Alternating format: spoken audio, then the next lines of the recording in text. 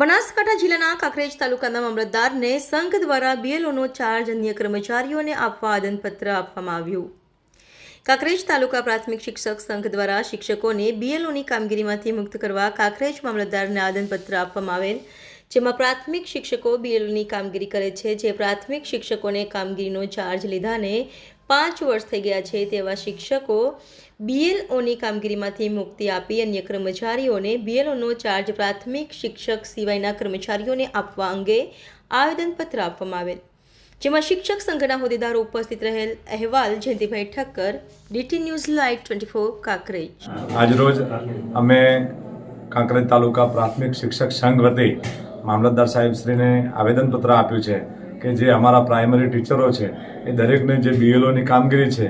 એ કરવાની હોય છે। ખૂબ મુશ્કેલ કામ છે, શાળાનું શિક્ષણ બગડે છે અને અમુક શાળાઓ એવી છે કે જેમાંથી 4-4, 5-5 અને 8-8 શિક્ષકો બીએલઓની કામગીરી કરે છે, જેના લીધે શિક્ષણ ઉપર ખૂબ માઠી અસર થાય છે।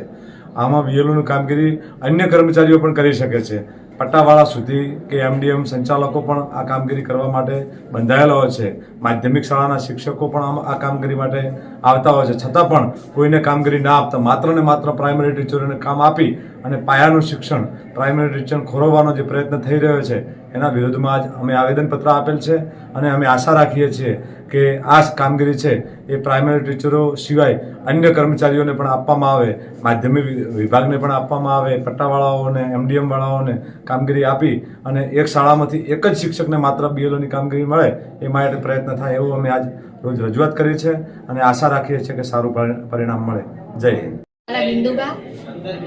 મહિલા અધ્યક્ષ જિલ્લા પ્રાથમિક શિક્ષક સંઘ। આજરોજ પ્રમુખશ્રી તેમજ જિલ્લા ઉપપ્રમુખશ્રી દશરથજી સાથે મળી અને મામલતદાર સાહેબશ્રીને આવેદનપત્ર આપ્યું છે કે જે વર્ષો જૂની અમારી માગણી તો હતી જ ઓલરેડી, જે સાહેબ બદલે ગયા એમને પણ અમે વાત કરેલી કે તમે અમારા જે પ્રાથમિક શિક્ષકોના બદલે અન્ય કર્મચારીને તમે કામગીરી આપો તો વધુ સારું રહેશે, કેમ કે સૌ જાણે છે કે શિક્ષકોને એક નહીં પણ 200 જાતની કામગીરી પ્રાથમિક શાળામાં આપેલી છે ઓલરેડી, અને જે સરકારના નીતિ નિયમ મુજબ શિક્ષકોને આપવાની હોતી જ નથી। ફક્ત એમનું કામ એક જ કામ, ચૂંટણીની કદાચ કામગીરી હોય તો એ લોકોને નીતિ મુજબ કરવાની હોય, બાકી કોઈ કામગીરી કરવાની હોતી જ નથી, પણ છતાં બી ફરજ પાડી અને એમને 3 વર્ષ નહીં પણ ઘણી વાર 15 વર્ષ 20 વર્ષ થઈ ગયા તો પણ બીએલઓની કામગીરીમાંથી મુક્ત કરવામાં આવતા નથી અને સતત કામગીરી એના કારણે સ્કૂલમાં પણ એનું અસર જોવા મળે છે। બાળકોમાં જે આપી શકીએ આપણે ભોગ એ આપી શકતા નથી અને એના કારણે દિવસે પ્રાથમિક શિક્ષકનું જે ભણતર કહેવાય છે શૈક્ષણિક, એ ધીમે ધીમે સ્તર ઘટતું જાય છે। તો ખરેખર આજે અમે એમ કહીએ છીએ કે અમારી રજૂઆતને સાહેબ ધ્યાને લે અને અન્ય તાલુકાની પણ જિલ્લામાં પણ એવું છે કે બીજા કર્મચારીઓને કામ આપેલું છે, અન્ય 10 કર્મચારી એવા છે કેટેગરીમાં કે જેના તમે આપી શકો છો, છતાં બી